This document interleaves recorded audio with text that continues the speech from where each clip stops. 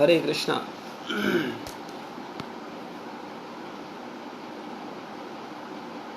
श्रीमद् भगवद गीता अध्याय 7 श्लोक संख्या 7। मत्तः परतरम नान्यस्ति धनंजय मैं सर्वमिदं प्रोक्तम सूत्रे मणिगणा इवि। हे धनंजय, मुझसे श्रेष्ठ कोई सत्य नहीं है। जिस प्रकार मोती धागे में गुथे रहते हैं उसी प्रकार सब कुछ मुझ पर ही आश्रित है। तो हम लोग इससे पहले श्रीमद् भगवद गीता के 7वें अध्याय में चर्चा कर चुके हैं कि भगवान ने इससे पहले जो 6वां श्लोक था उसमें भगवान ने कहा कि सारे प्राणियों का उद्गम इन दोनों शक्तियों में है। इस जगत में कुछ भी भौतिक तथा आध्यात्मिक उसकी उत्पत्ति तथा प्रलय मुझे ही जानो। भगवान बोल रहे हैं कि मैं ही परा तथा अपरा का कारण हूँ। इस संसार में जो कुछ भी है उसकी उत्पत्ति तथा प्रलय का कारण मुझे ही जानो। और इस श्लोक में भगवान ने अर्जुन महाराज के माध्यम से हम सब जीवों को बिल्कुल स्पष्ट बोल दिया है कि मुझसे श्रेष्ठ कोई सत्य नहीं है।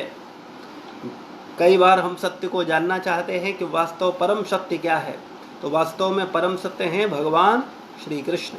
भगवान स्वयं बोल रहे हैं। लेकिन जो भगवान के भक्त नहीं हैं, जो ईर्ष्यालु हैं, वो भगवान की बात को ही विश्वास नहीं कर पाते, भगवान की बात को स्वीकार नहीं कर पाते। तो भगवान स्पष्ट रूप से बोल रहे हैं मुझसे श्रेष्ठ कोई सत्य नहीं है। जो कुछ है वास्तव में मैं ही हूँ। आगे बोलते हैं जिस प्रकार मोती धागे में गुथे रहते हैं उसी प्रकार सब कुछ मुझ पर ही आश्रित है। जिस प्रकार हम देखते हैं एक माला के अंदर मोती, बहुत सारे मोती होते हैं, लेकिन उनका आधार, उन सबको बांधे रखने वाला या वास्तव में माला को मूल स्वरूप देने वाला धागा ही होता है, जिससे वो पूरी माला में समस्त मोतियों को गुथे रहता है। तो भगवान बोल रहे हैं इस प्रकार मोती धागे में गुथे रहते हैं उसी प्रकार सब कुछ मुझ पर ही आश्रित है। तो वास्तव में जो कुछ है वो मुझसे ही है। मैं ही समस्त कारणों का कारण हूँ। और ये कौन बोल रहा है? स्वयं भगवान श्री कृष्ण। कोई भगवान का निराकार प्रकाश नहीं बोल रहा। और भगवान झूठ नहीं बोलेंगे।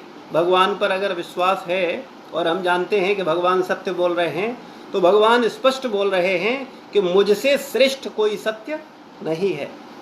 अगर भगवान को बोलना होता तो भगवान कह सकते थे मेरा निराकार प्रकाश ही सर्वश्रेष्ठ है। लेकिन भगवान बोल रहे हैं मुझसे श्रेष्ठ कोई सत्य नहीं है, यानी परम सत्य मैं ही हूँ। तो यहाँ श्रील प्रभुपाद जी इसके तात्पर्य में बोलते हुए सबको समझा रहे हैं कि परम सत्य साकार है या निराकार, इस पर सामान्य विवाद चलता रहा है।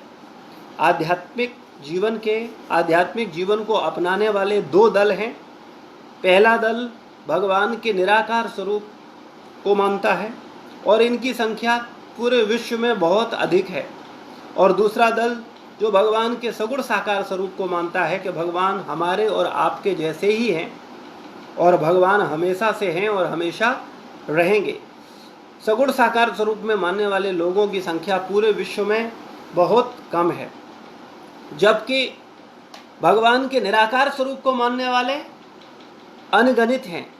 लेकिन वास्तव में भगवान के साकार स्वरूप को समझना भगवान के निराकार स्वरूप को समझने से कई गुना अधिक गहरा ज्ञान है और बहुत बारीक ज्ञान है। उसको समझने के लिए बहुत विवेक चाहिए, बहुत समर्पण चाहिए, बहुत शरणागति चाहिए। पूरे संसार में अधिकतर जो भी धर्म हैं, जो भी आध्यात्मिक जीवन का अनुसरण करते हैं, वो सब भगवान के प्रकाश को मानते हैं। भगवान का कोई आकार नहीं है, उसको भगवान को सब स्वीकार करते हैं। ईसाई गॉड बोलते हैं, मुस्लिम अल्लाह बोलते हैं और हम सनातन धर्मी परब्रह्म परमात्मा बोलते हैं। तो वास्तव में जो मुस्लिम धर्म है वो भी भगवान के निराकार स्वरूप को मानता है, भगवान के साकार स्वरूप को नहीं मानते। ईसाई भी भगवान के निराकार स्वरूप को मानते हैं। और हमारी ही सनातन परंपरा में बहुत सारे ऐसे संप्रदाय, बहुत सारे ऐसे भी मत हैं, जैसे मायावादी, निर्विशेषवादी, वो भी सब भगवान को निराकार रूप में मानते हैं, भगवान को प्रकाश मानते हैं। लेकिन भगवान के सगुण साकार स्वरूप को मानने वाले विरले हैं। लेकिन भगवान इस श्लोक में स्पष्ट बोल रहे हैं कि मुझसे श्रेष्ठ कोई सत्य नहीं है, मैं ही परम श्रेष्ठ हूँ, मैं ही परम सत्य हूँ। तो जब भगवान बोल रहे हैं तो भगवान निराकार स्वरूप में नहीं है, भगवान साकार स्वरूप में है, और भगवान स्वयं बोल रहे हैं मैं ही सर्वश्रेष्ठ हूँ। तो इससे बिल्कुल स्पष्ट है कि वास्तव में भगवान ही, साक्षात भगवान श्री कृष्ण ही परम सत्य हैं, और इसको भगवान स्वयं अपने मुख से बोल रहे हैं। लेकिन चूंकि भगवान अपने मुख से बोल रहे हैं, भगवान स्वयं बोल रहे हैं मैं ही परम सत्य हूँ, तो अभी भगवान को इस शब्द को स्वीकार करने के लिए भगवान का जो भक्त होगा, जो शरणागत होगा, वो भगवान की इस बात पर विश्वास कर पाएगा, स्वीकार कर पाएगा। वरना बहुत सारे ऐसे लोग भी हैं जो बोलते हैं कि गीता का ज्ञान भगवान कृष्ण ने नहीं दिया, ये भगवान कृष्ण के अंदर परमात्मा था, उसने ये ज्ञान दिया। भगवान वो साक्षात भगवान कृष्ण। इसको समझना चाहिए कि वास्तव में भगवान सगुण साकार है, और भगवान का जो निराकार स्वरूप है वो भगवान के शरीर से निकलने वाली जो अंग कांति है वही भगवान का निराकार स्वरूप है, भगवान का प्रकाश स्वरूप है। तो प्रभुपाद जी बोल रहे हैं जहां तक भगवत गीता का प्रश्न है, परम सत्य तो भगवान श्री कृष्ण हैं, और इसकी पुष्टि पद पद पर होती है। और भगवत गीता में भगवान प्रत्येक श्लोक में जगह जगह हम सबको बता रहे हैं कि वास्तव में परब्रह्म परम भगवान श्री कृष्ण हैं। इस श्लोक में विशेष रूप से बल है कि परम सत्य परम पुरुष है, पुरुष रूप में है। इस बात की कि भगवान ही परम सत्य हैं ब्रह्म संहिता में भी पुष्टि हुई है।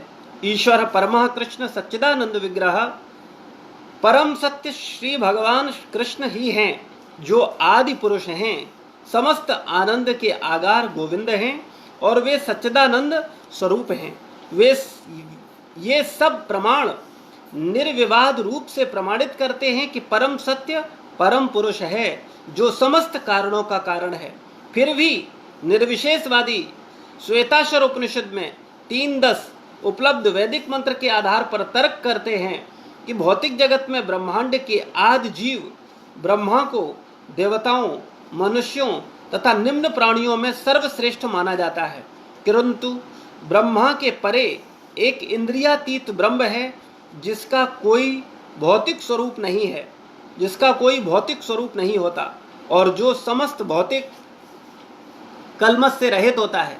जो व्यक्ति उसे जान लेता है वह भी दिव्य बन जाता है, किंतु जो उसे नहीं जान पाते वे सांसारिक दुखों को भोगते रहते हैं। तो इस तरह से जब शास्त्र की जो अलग शास्त्रों में बहुत सारा वर्णन विभिन्न प्रकार से दिया गया है, लेकिन अगर हम शास्त्रों को समर्थ गुरु के सानिध्य में न रह करके स्वतंत्र अध्ययन करेंगे तब निश्चित रूप से उसका कुछ का कुछ अर्थ समझेंगे। और अगर हम भगवान से चली आने वाली प्रमाणित परंपरा की प्रमाणित आचार्यों की शरण ग्रहण करें तो निश्चित रूप से आप सही ज्ञान को प्राप्त कर सकते हैं, और फिर निश्चित रूप से आप जान पाएंगे कि परब्रह्म परम भगवान एक व्यक्ति है, परम पुरुष हैं, और हमारे और आपके जैसे हैं। अधिकतर लोग सोचते हैं कि भगवान निराकार है, फिर भगवान ने साकार स्वरूप धारण किया, और फिर निराकार जब लीला समाप्त हुई तो भगवान फिर निराकार हो गए। लेकिन वास्तविकता में ऐसा नहीं है। भगवान का जो स्वरूप है वो नित्य है, वो शाश्वत है। भगवान के धाम में भगवान की नित्य लीलाएं चल रही हैं, और भगवान के जितने भी स्वरूप हैं वो सब शाश्वत स्वरूप हैं। जैसे भगवान श्री कृष्ण, भगवान श्री राम, ये भगवान श्री राम, भगवान श्री कृष्ण, ये शाश्वत स्वरूप हैं भगवान के, हमेशा से हैं और हमेशा रहेंगे। और ये शाश्वत स्वरूप आते हैं प्रकट लीला करने के लिए इस जगत में, कुछ समय के लिए लीला करते हैं, हम सब बद्ध जीवों को अपने प्रेम पास में बांधते हैं, हमको कुछ शिक्षा देते हैं अपने व्यक्तिगत आचरण के द्वारा और अपने ज्ञान के द्वारा, और वापस पुनः अपने धाम वापस चले जाते हैं। जैसे शास्त्रों में वर्णन मिलता है, भगवान श्री राम का धाम साकेत धाम है, भगवान श्री राम साकेत धाम में निवास करते हैं, भगवान श्री कृष्ण गोलोक धाम में निवास करते हैं, और वो गोलोक धाम से ही आते हैं और अपनी लीला करते हैं, और उसके बाद पुनः अपने धाम वापस चले जाते हैं। लेकिन जिनको वास्तव में शास्त्रों का गहरा ज्ञान नहीं है वो ऐसा सोच सकते हैं कि नहीं, भगवान कृष्ण निराकार स्वरूप थे और फिर आए, कुछ लीला की और फिर निराकार हो गए, फिर भगवान का कोई स्वरूप नहीं रहा, क्योंकि अब तो भगवान की वो प्रकट लीला नहीं है, लेकिन वास्तव में प्रकट लीला न होने पर भी भगवान की नित्य और भगवान की जितनी लीलाएं हैं वो सब सनातन हैं, नित्य हैं। इसलिए भगवान के विषय में अगर हमको जानना है तो वास्तव में भगवान के मुख से, भगवान के द्वारा दिए हुए वेद पुराण उपनिषदों से ही जानना होगा। लेकिन दुर्भाग्यवश वेद पुराण और उपनिषदों को स्वयं नहीं पढ़ना है। निश्चित रूप से अगर हम स्वयं पढ़ेंगे तो कुछ का कुछ समझ सकते हैं। इसलिए प्रमाणित गुरु के सानिध्य में अगर हम शास्त्रों को पढ़ेंगे और उसमें उठे अपने संशयों को पूछेंगे तो उनका उत्तर मिलेगा और फिर हम सही को सही और गलत को गलत जान पाएंगे। तो इस श्लोक में प्रभुपाद जी स्पष्ट बता रहे हैं कि वास्तव में भगवान श्री कृष्ण ही परम सत्य हैं। लेकिन जैसा कि यहाँ चर्चा प्रभुपाद जी ने बोला कि श्वेताश्वर उपनिषद के इस श्लोक का उदाहरण देकर के वो बोलते हैं कि भगवान निराकार हैं, क्योंकि उसमें बोला गया है भौतिक स्वरूप नहीं होता, जिनका कोई भौतिक स्वरूप नहीं होता और जो समस्त भौतिक कलमश से रहित होता है। तो वास्तव में भगवान श्री कृष्ण या भगवान राम जब इस धराधाम पर भी आते हैं तब उनका कोई भौतिक स्वरूप नहीं होता। अगर हम ऐसा सोचते हैं कि भगवान राम या भगवान कृष्ण आए थे तो उनका शरीर हमारे और आपके शरीर जैसा था, यानी उनका शरीर भी मल मूत्र हाड़ मांस से बना था, अग्नि जल वायु आकाश पृथ्वी से बना था, ऐसा नहीं है। भगवान का स्वरूप सच्चिदानंदमय था, भगवान सच्चित आनंदमय थे। भगवान श्री कृष्ण भगवान राम जब इस धराधाम पर थे तब उनका शरीर, उनकी आत्मा और उनमें कोई भेद, भगवान का रूप, भगवान का शरीर, भगवान का आत्मा एक ही है, कोई अंतर नहीं है। तो भगवान वास्तव में भौतिक स्वरूप नहीं होता भगवान का। और आगे चर्चा है कि वह समस्त भौतिक कलमश से रहित होते हैं। निश्चित रूप से भौतिक कलमश के प्रभाव में हम सब जीवात्मा आते हैं। परब्रह्म परमात्मा कभी भौतिक कलमश से परब्रह्म परमात्मा हमेशा भौतिक कलमश से रहित होता है। श्रील प्रभुपाद जी आगे समझाते हैं, निर्विशेषवादी अरूपम शब्द पर विशेष बल देते हैं, किंतु यह अरूपम शब्द निराकार नहीं है। यह दिव्य सच्चिदानंद स्वरूप का सूचक है, जैसा कि ब्रह्म संहिता में वर्णित है और ऊपर उद्धृत है।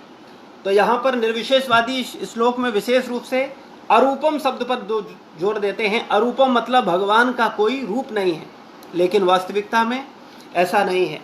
भगवान का जो रूप हमारे आपका जैसा रूप है वैसा रूप नहीं है। भगवान का यह रूप दिव्य सच्चिदानंद स्वरूप का रूप सूचक है।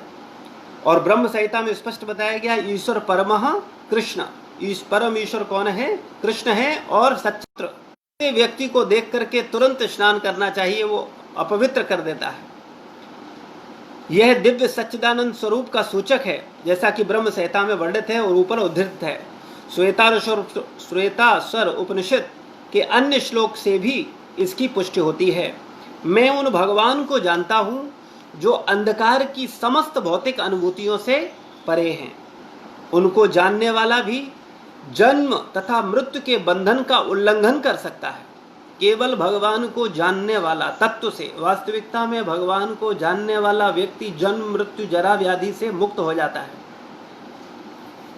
उस परम पुरुष के इस ज्ञान के अतिरिक्त मोक्ष का कोई अन्य साधन नहीं है।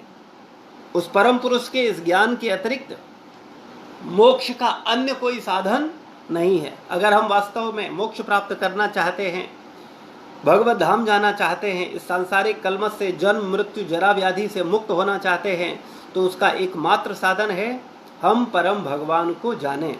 श्रीमद् भगवद गीता के 4 अध्याय के 9वें श्लोक में भी भगवान बोल रहे हैं, जन्म कर्म चमे दिव्यम यो वेति तत्वतः त्यक्त्वा देहम पुनर्जन्म नेति मामेति सुअर्जुना। जो मेरे जन्म तथा कर्म की दिव्य प्रकृति को जानता है वो व्यक्ति जन्म मृत्यु के चक्र से छूट जाता है, पुनः इस धराधाम पर वापस नहीं आता। तो अगर कोई व्यक्ति केवल भगवान के वास्तविक जन्म तथा कर्म की दिव्यता को जान लेता है तो वो जन्म मृत्यु के चक्र से छूट जाता है। उन परम पुरुष से बढ़कर कोई सत्य नहीं है, क्योंकि वे श्रेष्ठतम हैं। वे सूक्ष्म से भी सूक्ष्मतर हैं और महान से भी महानतर हैं। वे मूक वृक्ष के समान स्थित हैं और दिव्य आकाश को प्रकाशित करते हैं। जिस प्रकार वृक्ष अपनी जड़ें फैलाता है, वे भी अपनी विस्तृत शक्तियों का प्रसार करते हैं। इन श्लोकों से निष्कर्ष निकलता है कि परम सत्य ही श्री भगवान हैं, जो अपनी विविध परा अपरा शक्तियों के द्वारा, तो भगवान की जो दो शक्तियां हैं परा तथा अपरा, उनके द्वारा भगवान सर्वव्यापी है, सब जगह व्याप्त हैं। जैसे ब्रह्मांड में एक सूर्य है, लेकिन वो अपने प्रकाश के माध्यम से पूरे ब्रह्मांड में व्याप्त है, लेकिन वास्तव में सूर्य अपने स्थान पर स्थित है। सेम इसी प्रकार से परम भगवान श्री कृष्ण अपने गोलोक धाम में अपने नित्य संगियों के साथ निरंतर भगवान अपने भक्तों को आनंद देने के लिए लीलाओं में संलग्न हैं, लेकिन उनकी शक्तियों के प्रकाश, उनकी शक्तियों के द्वारा वो भौतिक तथा आध्यात्मिक ब्रह्मांडों में व्याप्त है। परा तथा अपरा शक्तियों के माध्यम से भगवान अनंत ब्रह्मांडों में व्याप्त हैं। तो हम सबको बहुत गंभीरता पूर्वक परम भगवान श्री कृष्ण, जो अनंत ब्रह्मांडों के मालिक हैं, उनकी शरण ग्रहण करनी चाहिए। संसार में जब लोगों को यही पता नहीं होता कि वास्तव में परब्रह्म परम सत्य है क्या, तब निश्चित रूप से उनकी शरणागति एकनिष्ठ नहीं होती। वो भटकते हैं, वो कभी आज इसका साधना करेंगे, कल उसका करेंगे, परसों उसका करेंगे। ये वास्तविक ज्ञान ही नहीं है कि उनको शरण लेना है। उनको ये ज्ञान ही नहीं है कि किसके जन्म तथा मृत्यु तथा कर्म की दिव्यता को जानना है। भगवान का जन्म, भगवान का मृत्यु और भगवान का कर्म सब दिव्य हैं।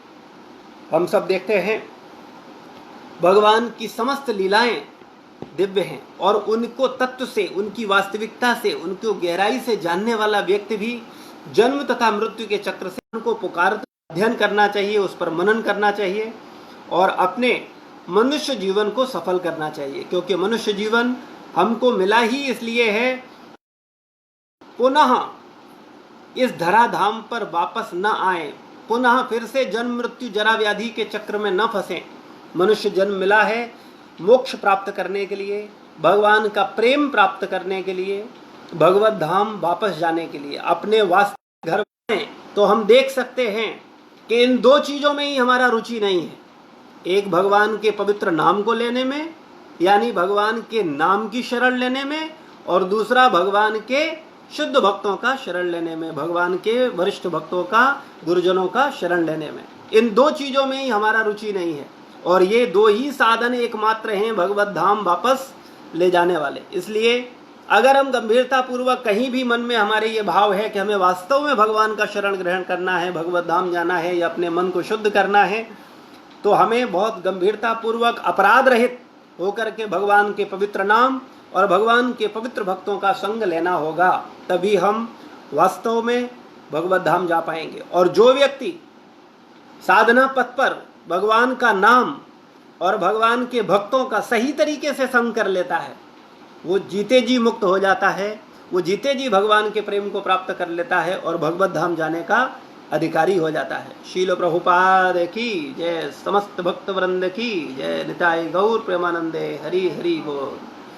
शील प्रभुपाद की जय। आप सभी भक्तों का बहुत बहुत धन्यवाद।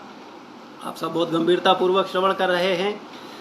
आपका कोई प्रश्न हो, कोई जिज्ञासा हो तो कमेंट बॉक्स में लिख सकते हैं, उस पर हम लोग चर्चा करेंगे। धन्यवाद। शील प्रभुपाद की जय।